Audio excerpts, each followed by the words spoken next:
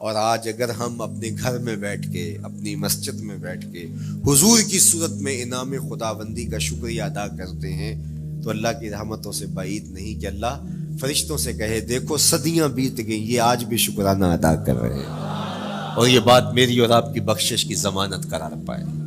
تو حضور کی صورت میں جو انعام ہوا، حضرت حسان بن ثابت اکثر کہا کرتے تھے منّا علینا ربنا ام بعث فینا محمدا، ہمارے رب نے ہمارے اوپر احسان کر دیا ہے کہ محمد عربی عطا کر دی ہے۔ ساری زندگی سجدے میں سر رکھ کے شکر ادا کرتے رہیں، حق شکر پھر بھی ادا نہ ہو۔ میں تو کہا کرتا ہوں ہمارے بدن پہ اتنے بال نہیں ہیں جتنے رسول اللہ کے احسانات ہیں، ہمارا بال بال قرض رسالت میں جکڑا ہوا ہے، ساری زندگی ان کے گیت گائیں۔ میں ایک رات کے میلاد کا صرف قائل نہیں ہوں کہ ایک رات میلاد کر لو اور پورا سال چھٹی، ساری زندگی حضور کا نام جپو، ساری زندگی حضور پہ درود پڑھو، لمحہ لمحہ حضور کے ذکر کا چراغاں کرو۔ صرف اپنے گھروں میں، اپنی چہار دیواریوں میں اور اپنے بازاروں میں جھنڈیاں ہی نہ لگاؤ، بلکہ دل کے ایک ایک فرد پہ نام محمد کی جھنڈی لگاؤ۔ صرف منڈیروں پہ چراغاں ہی نہ کرو، بلکہ دل کی اندھیر گلیوں میں بھی حضور کے نام کا چراغاں کرو، اندر بھی روشنی ہو باہر بھی روشنی ہو۔ حضور پہ درود پڑھو، حضور کا ذکر کرو، اپنے بچوں کو بٹھا کر کے حضور کے قصیدے سناؤ، حضور کی شانیں سناؤ، حضور کی سیرت بتاؤ انہیں۔ اپنے گھر کے ماحول کے اندر، اپنی مسجد میں، اپنی گلی میں، اپنے دوستوں میں حضور کا ذکر کرو۔ دوستوں آپس میں بیٹھو تو کہو یار اللہ کا کتنا کرم ہو گیا کہ اللہ نے ہمیں حضور عطا کر دیا۔ دوستوں میں بیٹھے جب یوں بات کرو گے تو اللہ کی رحمتیں کس قدر تمہارے اوپر برسے گی۔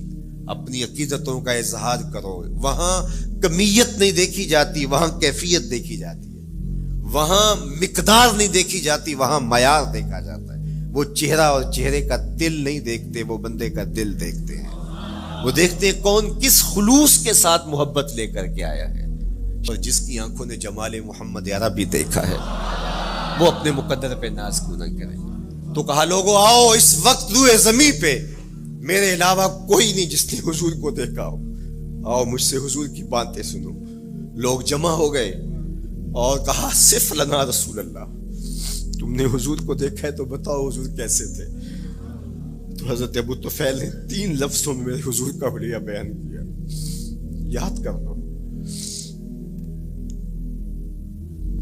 حضرت ابو طفیل نے کہا کان رسول اللہ صلی اللہ علیہ وسلم ابیض ملیحا مقصدا، ایک تو چٹے رنگ کے تھے، ایک تو حضور کا رنگ گورا تھا، دوسری بات ملیحا حضور کا حسن نمکین تھا، اور تیسرا مقصدا حضور متوازن تھے، نہ قد لمبا نہ قد پست، سوا صدر والبطن، سینہ اور پیٹ برابر، لیسا بالطویل الممغط ولا بالکثیر المتردد، نہ پست کے عجیب دکھائی دیں نہ اتنے لمبے کے عجیب لگے، بلکہ درمیانہ قد۔ لیکن اذا جامع القوم غمرہم، سن لو حضور کا قد تو درمیانہ تھا، لیکن جب لوگوں کے درمیان چلتے حضور کے کندھے لوگوں کے سروں سے اونچے دکھائی دیتے۔ یہ اللہ نے شان دی اپنے محبوب، مکھ چند بدر شاہ شانی، متھے چمک دی لاٹ، کالی زلف تے اکھ مستانی۔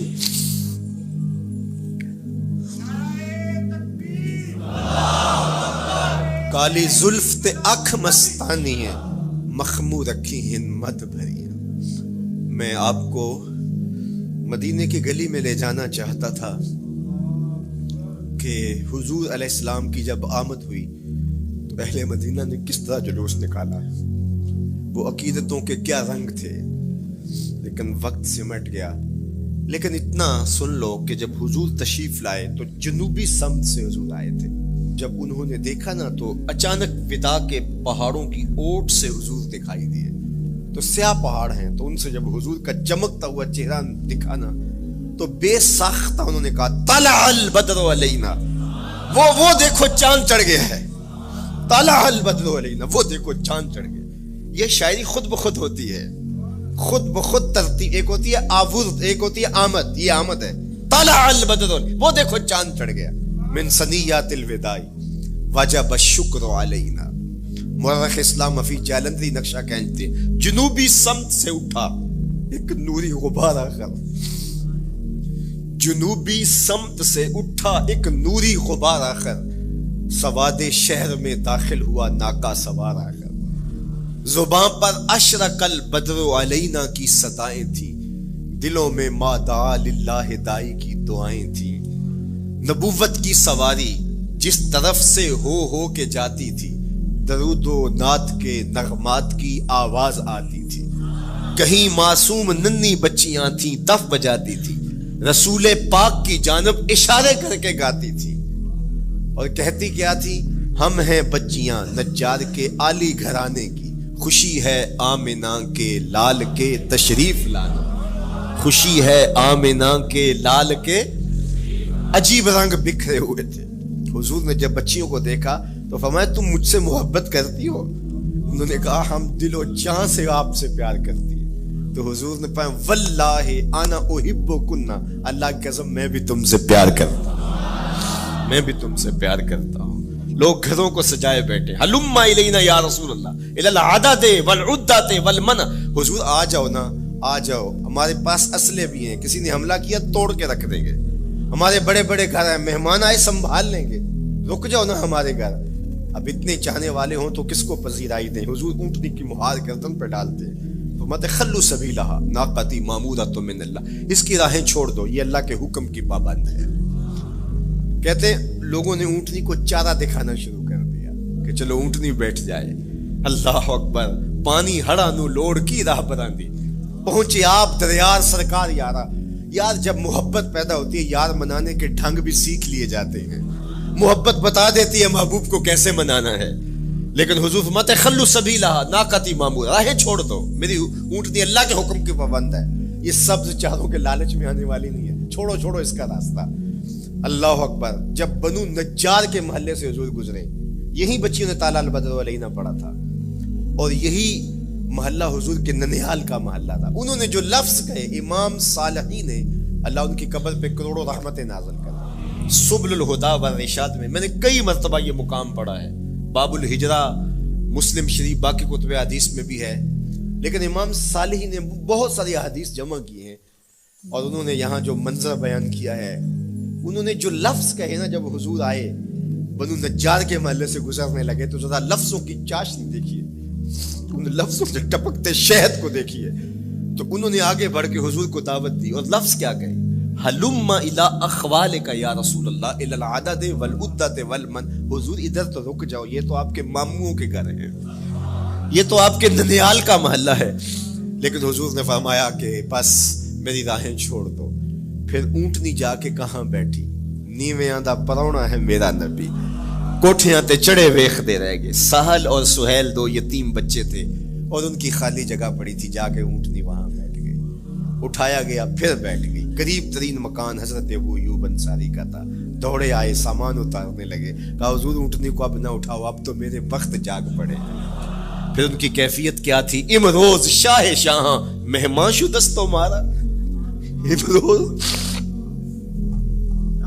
روز شاہ شاہاں مہمان شو دستو مارا، جبریل با ملائک درباں شو دستو مارا۔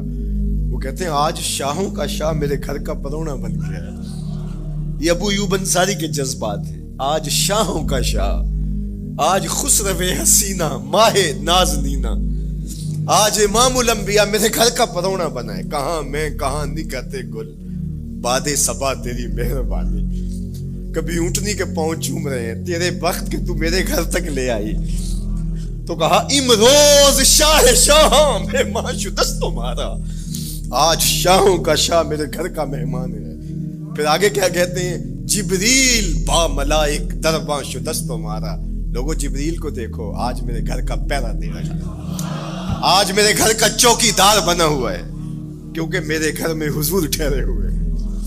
تو کیا حضور کی آمد کا جلوس تھا یار، صحابہ نے جو حضور کے آمد کا جلوس نکالا، ہم تو وہ رنگ پیش نہیں کر سکتے، لیکن میں آپ کو کہوں گا درود پڑھتے ہوئے آج جلوس میں شامل ہوں، حضور کے ذکر سے سرشار ہو کے جلوس میں شامل ہوں، اور پورے نظم کے ساتھ اگر آپ کے جلوس میں کوئی کسی کی گاڑی گھس بھی آتی ہے، اس کو پیار دینا، اس کو راستہ دینا، اور اس کو حضور کی رحمت کا احساس ہو کہ یہ رحمت کو ماننے والے لوگ ہیں، اور حضور پہ درود پڑھتے رہنا، عقیدتوں کے رنگ میں رہنا۔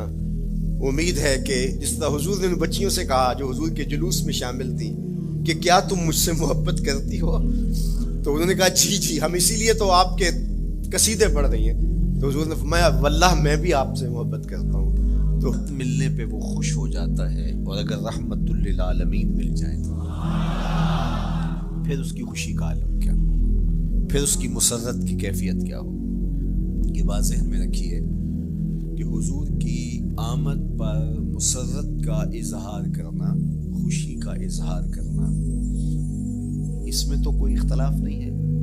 امت کا کوئی بھی طبقہ اس کا انکار نہیں کرتا کہ یہ خوشی کی بات نہیں ہے، خوشی کی بات ہے۔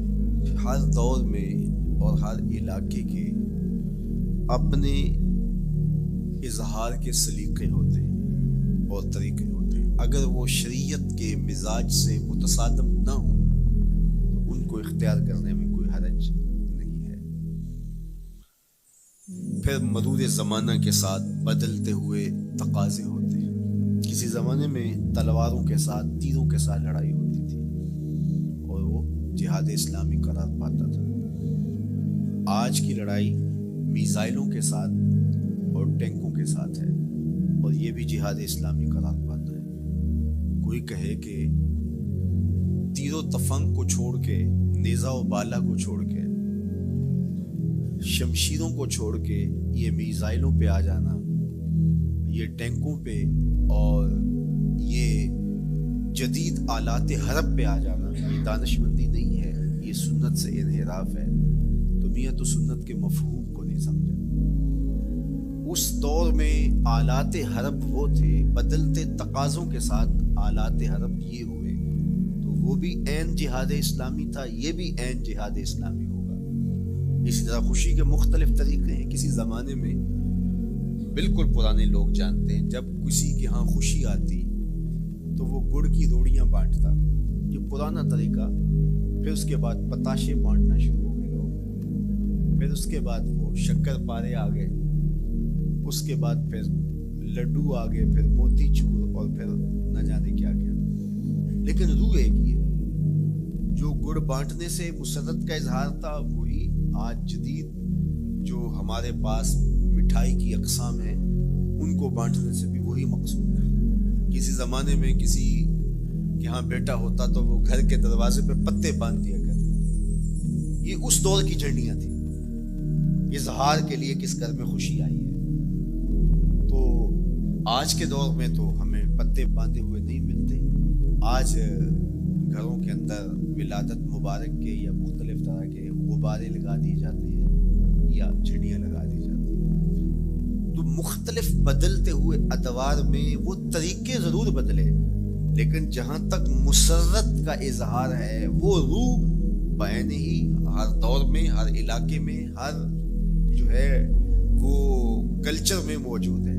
کسی بھی خوشی پہ مسرت کا اظہار، مسرت اور سرور اور کیفیت کا اظہار، یہ انسانی زندگی ہے۔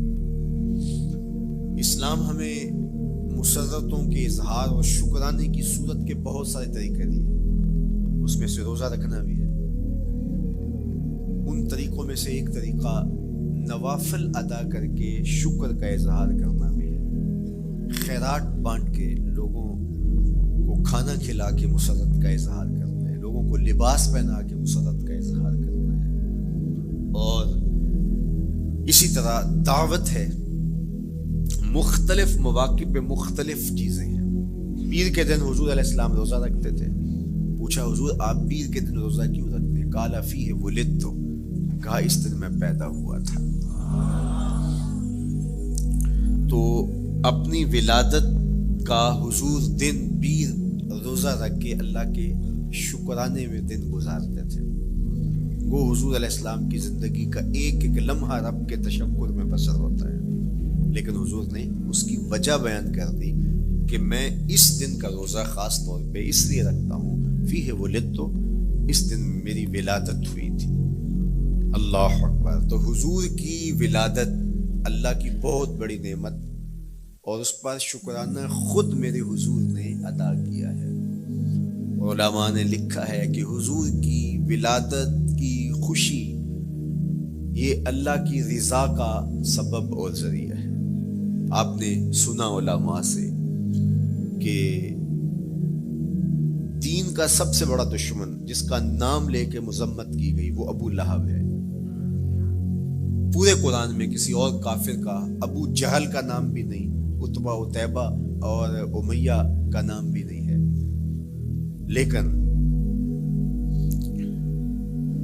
نام لے کر کے مذمت اگر کسی شخص کی گئی وہ تو ابو لہب کی گئی۔ حضور علیہ الصلوۃ والسلام جب کوہ صفا پہ جلوہ فراز ہوئے، وَأَنذِرْ عَشِيرَتَكَ الْأَقْرَبِينَ حکم ہوا پہلے قریبی لوگوں کو آپ اللہ کا ڈر سنائیں، تو حضور علیہ السلام نے قریبی لوگوں میں محنت کی، تو قریش کو، صنادید قریش کو، بنو ہاشم کو بلایا اور بلا کے حضور نے ایک بات کی کوہ صفا پہ کہ اگر میں تمہیں کہوں اس پہاڑ کی دوسری جانب سے ایک لشکر آ رہا ہے جو تمہیں کچل دے گا تو کیا میری بات مان لو گے؟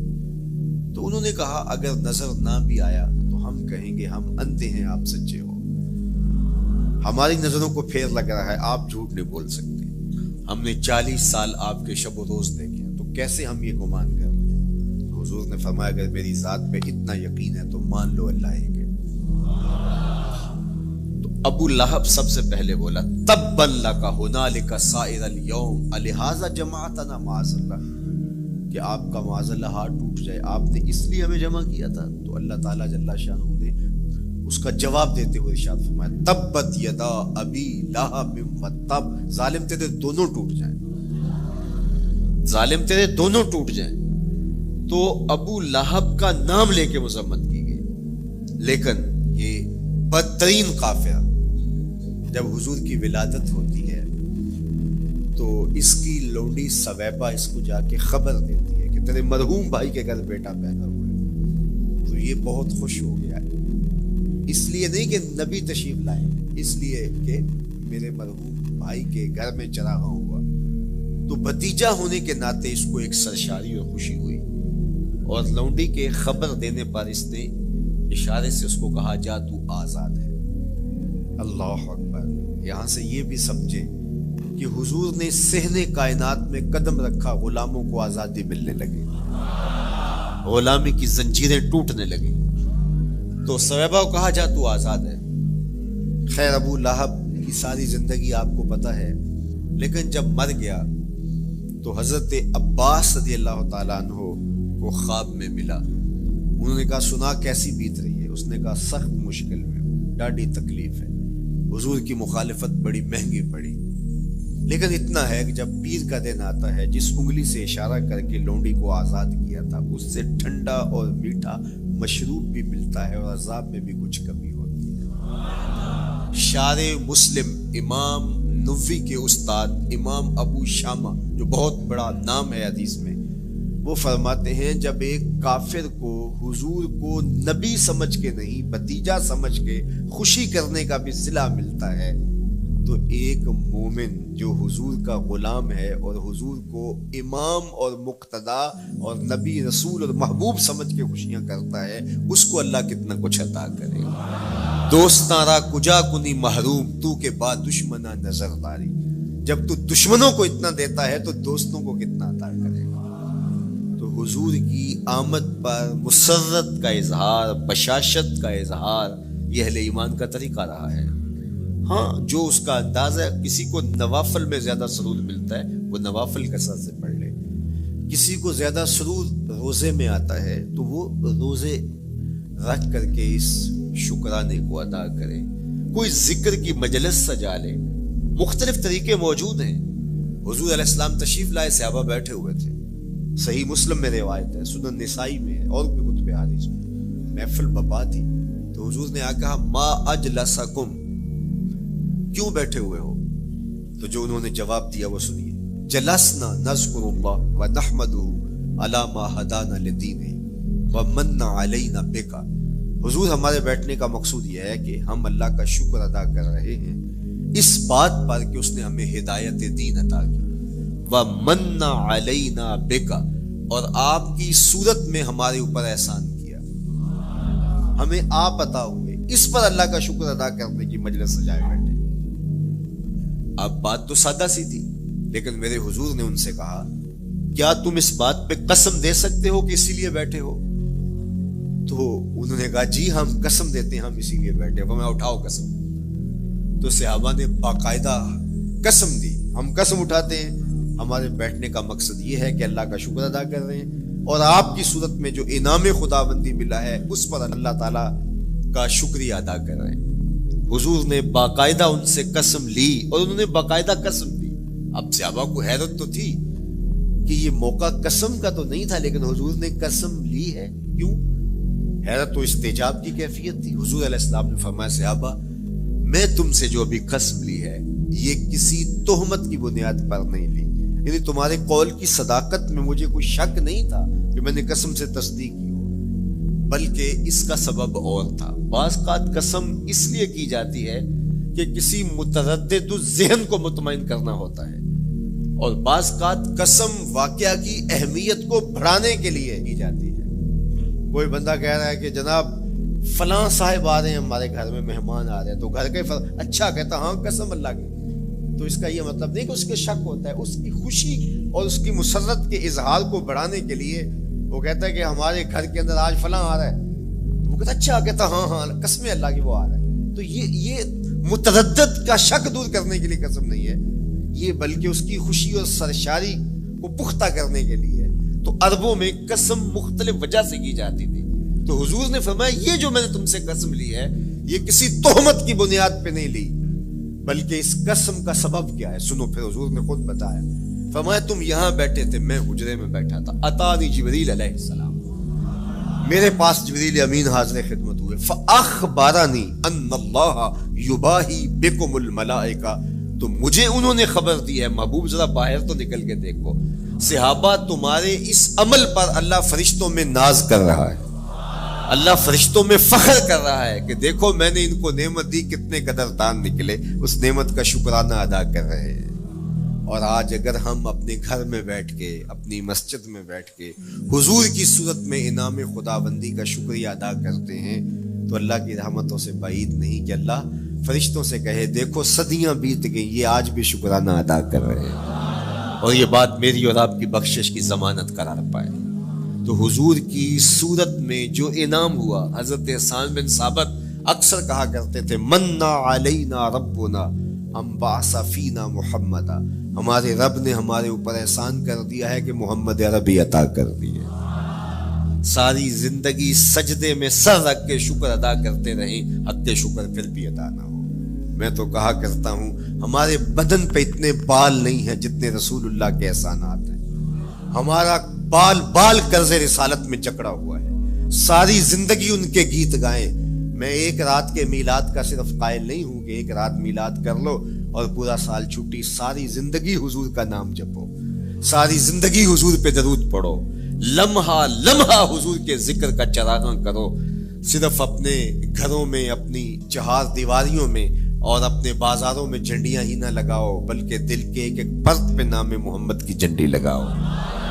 صرف منڈیروں پہ چراغاں ہی نہ کرو، بلکہ دل کی اندھیر گلیوں میں بھی حضور کے نام کا چراغاں کرو، اندر بھی روشنی ہو باہر بھی روشنی ہو، حضور پہ درود پڑھو، حضور کا ذکر کرو، اپنے بچوں کو بٹھا کر کے حضور کے قصیدے سناؤ، حضور کی شانیں سناؤ، حضور کی سیرت بتاؤ انہیں، اپنے گھر کے ماحول کے اندر، اپنی مسجد میں، اپنی گلی میں، اپنے دوستوں میں حضور کا ذکر کرو۔ دوستوں آپس میں بیٹھو تو کہو یار اللہ کا کتنا کرم ہو گیا کہ اللہ نے ہمیں حضور عطا کر دیا۔ دوستوں میں بیٹھے جب یوں بات کرو گے تو اللہ کی رحمتیں کس قدر تمہارے اوپر برسے گی۔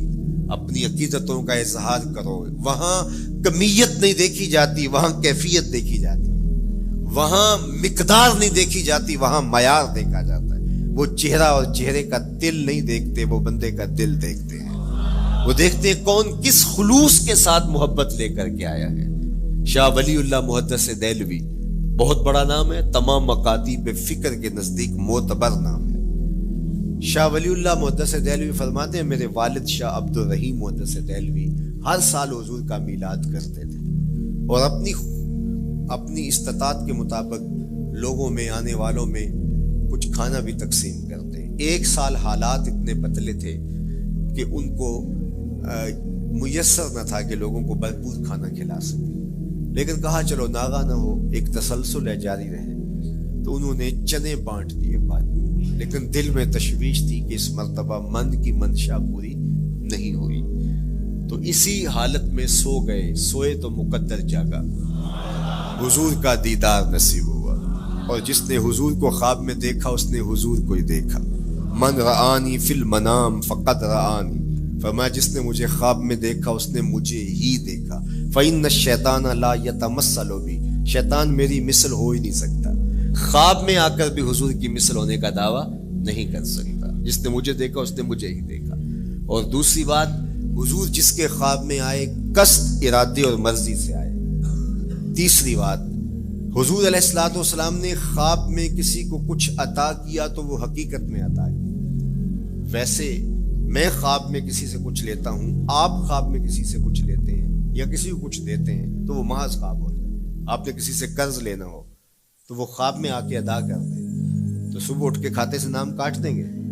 آپ کہیں گے خواب میں ادا کیا، بھوک میں تڑپتے سو گئے، رات عالی نسب ہوٹل سے کھانا کھاتے رہے، صبح بھوک محسوس کریں گے یا نہیں؟ خواب میں کھایا ہے نا۔ وہ کیا کسی نے کہا 100 بار میرے ہاتھوں میں تیرا دامن آیا، جب آنکھ کھلی تو اپنا ہی گرے پان تھا۔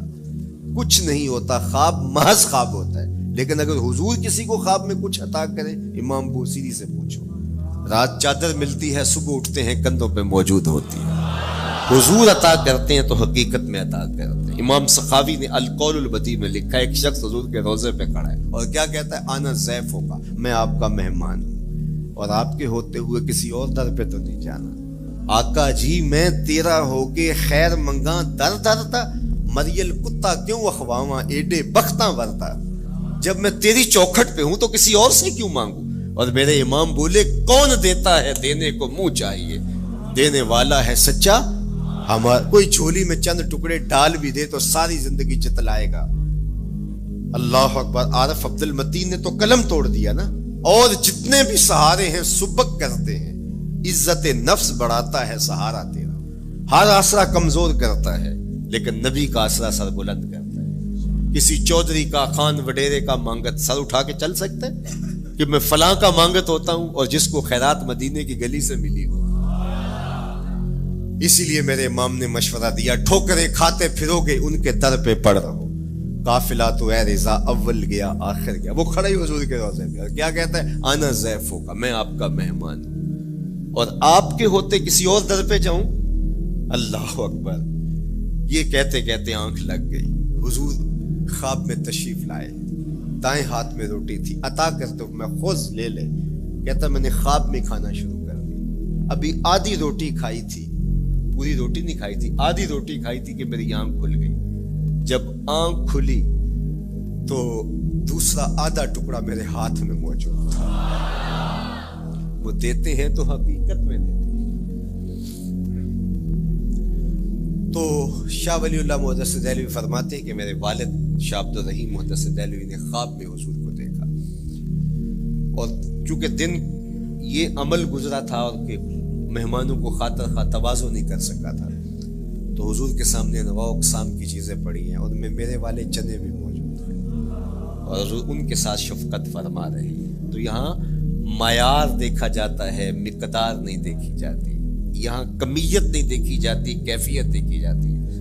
یہاں چہرے اور چہرے کا دل نہیں دیکھا جاتا، یہاں آنے والے کا دل دیکھا جاتا۔ یار چہرہ تو چمکدار تھا، اسی لیے ابو لہب کہتے ہیں نا، شعلے کی طرح چمکتا ہوا لیکن جہنم کا ایندھن بنا، اور کالے رنگ والا، ہونٹ موٹے ہیں لیکن کعبے کی چھت میں کھڑا اذان دے رہا ہے۔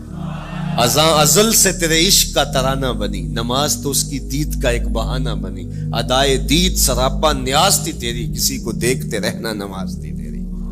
تو عقیدتوں کے رنگ اور محبتوں کے رنگ حضور علیہ السلام کے ساتھ جب کوئی پیش کرتا ہے تو رائے گانی جاتی۔ یہ وفاداروں کا در ہے، یہاں بے وفائی کا تصور ہی نہیں ہے۔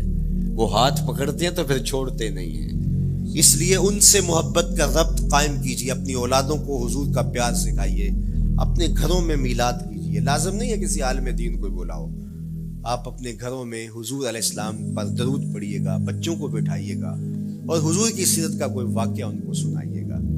صحابہ اپنے بچوں کو بٹھا کر کے حضور کی سیرت بتایا کرتے تھے، حضور کا نقشہ بتایا کرتے تھے، حضور کے شمائل ذکر کیا کرتے تھے، اور کوئی صحابی ملتا تو تابعین جمع ہو جایا کرتے تھے اور اسے پوچھتے تھے اچھا بتاؤ حضور کی صورت کیسی تھی، زلفیں کیسی تھی۔ یہی میلاد ہے نا، میلاد میں حضور کے فضائل کا ذکر ہوتا ہے، شمائل کا ذکر ہوتا ہے، خصائل کا ذکر ہوتا ہے، اور موسم حج کا ہے۔ ایک اونچے ٹیلے پہ حضرت سیدنا ابو طفیل چڑھ گئے، یہ آخری صحابیاں ہیں، اس کے بعد کوئی صحابی نہیں، آخر میں سب سے آخر میں فوت ہوئے 110 ہجری میں، حضور کے وصال کے 100 سال بعد تک زندہ رہے۔ اونچے ٹیلے پہ چڑھ گئے اور لوگوں کو کہا لوگوں آؤ، اس وقت روئے زمین پہ میرے علاوہ کوئی نہیں جس نے حضور کو دیکھا، بس انہی آنکھوں نے حضور کو دیکھا ہے، کیا ناز ہے۔ میرے ایک استاد ہوتے تھے سر محمد علی حاشر، اللہ ان کی قبر پہ رحمت نازل کرے، تو وہ بڑے بڑے مشاہیر اہل سخن سے ملے تھے تو وہ بات کرتے تھے۔ میں مولانا ظفر علی خان کا مصاحب رہا ہوں، میں نے اقبال کو دیکھا ہے، داغ دہلوی نے اپنے شاگردوں سے کہا تھا آنے والی صدیاں تم پہ ناز کریں گی، اے لوگو تم نے داغ کو دیکھا، تم نے داغ سے باتیں کی ہیں۔ یار جس نے داغ دہلوی کو دیکھا ہے وہ تو ناز کریں، جس نے اقبال کو دیکھا ہے وہ تو فخر کریں، جو مشاہیر اہل سخن کے پاس بیٹھتا رہا ہے وہ تو فخر کریں، اور جس کی آنکھوں نے جمال محمد عربی دیکھا ہے وہ اپنے مقدر پہ ناز کیوں نہ کریں۔ تو کہا لوگو آؤ، اس وقت روئے زمین پہ میرے علاوہ کوئی نہیں جس نے حضور کو دیکھا ہو، آؤ مجھ سے حضور کی باتیں سنو۔ لوگ جمع ہو گئے اور کہا صف لنا رسول اللہ، تم نے حضور کو دیکھا ہے تو بتاؤ حضور کیسے تھے۔ تو حضرت ابو طفیل نے 3 لفظوں میں حضور کا حلیہ بیان کیا، یاد کر لو۔ حضرت ابو طفیل نے کہا کان رسول اللہ صلی اللہ علیہ وسلم ابیض ملیحا مقصدا، ایک تو چٹے رنگ کے تھے، ایک تو حضور کا رنگ گورا تھا، دوسری بات ملیحا حضور کا حسن نمکین تھا، اور تیسرا مقصدا حضور متوازن تھے، نہ قد لمبا نہ قد پست، سوا صدر والبطن سینہ اور پیٹ برابر، لیسا بالطویل الممغط ولا بالکثیر المتردد، نہ پست کے عجیب دکھائی دیں نہ اتنے لمبے کے عجیب لگیں بلکہ درمیانہ قد، لیکن اذا جامع القوم غمرہم، سن لو حضور کا قد تو درمیانہ تھا لیکن جب لوگوں کے درمیان چلتے حضور کے کندھے لوگوں کے سروں سے اونچے دکھائی دیتے، یہ اللہ نے شان دیا۔ مکھ چند بدر شاہ شانی، متھے چمک دی لاٹ، کالی زلف تے اکھ مستانی،